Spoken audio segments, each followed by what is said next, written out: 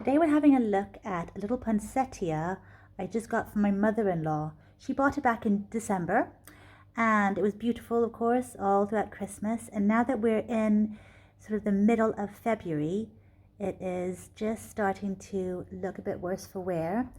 And she was going to throw it away, but I said I'd take it and try to get it perked up. I'll prune it, give it a nice prune and try to get it to grow back, and we can have it all red for next Christmas. So we'll see how that goes. If we look here, there's lots of new growth there in those bracts there coming up. So it's still healthy, it's still alive, but if I were just to let it go as it is, it would get really leggy and it wouldn't look ideal. I mean, last year I did prune my poinsettias I have here and they really responded well to that. I've got a little poinsettia up here. This is a cutting from my large one. It's still perfectly in flower. I'm not going to prune it this year, but see, that's how they can look at this time of year.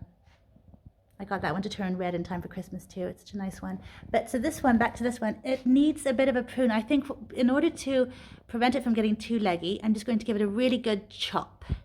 And then I'll just start feeding it up, give it lots of weekly feed. I think like a Miracle Grow or whatever I have. I have some kind of organic seaweed fertilizer and that'd be really good for it.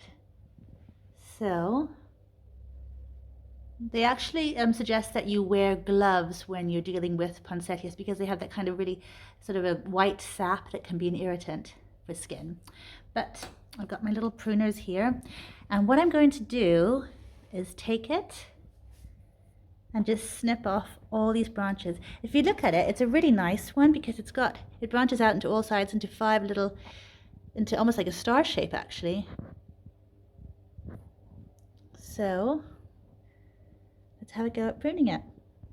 So if we have a look here, I want to prune it after the 4th node. So we've got, on this first branch, we've got 1, 2, 3, 4 nodes. I'm just going to snip it right above there. Right there. See, there's that milky, if you look closely, that milky sap. Okay, and always don't do it directly next to the node. Give a little bit of space for some dieback that might happen there. Okay, next one, again, 1, 2, 3, 4, right above the 4th node. I just want to do it at the same spot just to give it that sort of symmetry, I think. There we go. That one's gone. And here, keep them all the same sort of length as well. I like to leave some leaves on just to allow them to photosynthesize. Let's have a look here. 1, 2, 3, 4, 5, 6. There we go. Okay, so it looks super harsh, but it will do just fine. I have every confidence. It's going to start shooting out leaves from lower down, branches and leaves, and we'll just allow it to bush out and not get really leggy. And here we are in the middle of November, and the poinsettia is bright and cheery. I'll link the video on how I actually treated it to get it completely red by this time here. I started back in August. I repotted it and then started covering it with a blanket for 14 hours every night, and then made sure to uncover it during the day so we could get as much sunlight as possible. And it's doing so well. Just in case you want to make yours red for next Christmas, I'll just show you how I covered it with a blanket. You might notice these little sticks poking up here. These are all support sticks for the actual blankets to make sure that if I were to lay the blanket flat against the plant, it could really damage it. And I've done that before and I've had bits snap off because the branches can be quite brittle. So yeah, make the support sticks just a little bit taller than the plant itself. These are little sticks from my butterfly bush out in the garden. They're so useful for all kinds of things like pea plants, just amazing support sticks. So I take a blanket or a sheet, something like that, and I'll just show you. I cover it like this, and as you can see, it's only touching the sticks.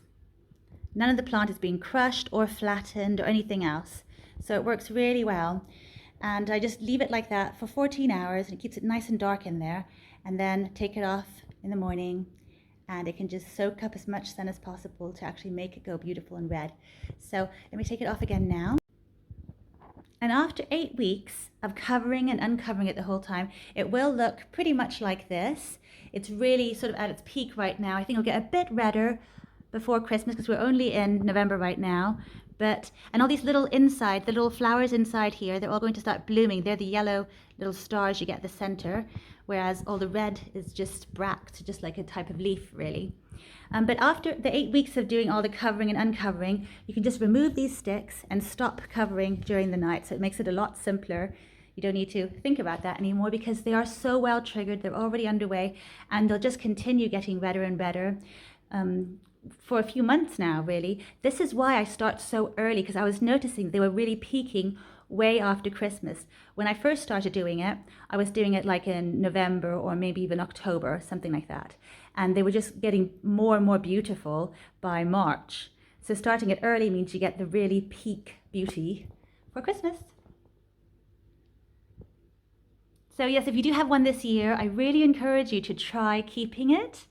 Just put it somewhere on a windowsill after Christmas. Do the little trim down like I did, the little pruning like I showed you when you're in February.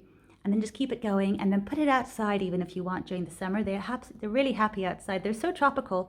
They do like having, lots of sunshine and everything. And then they should hopefully look like this by next Christmas.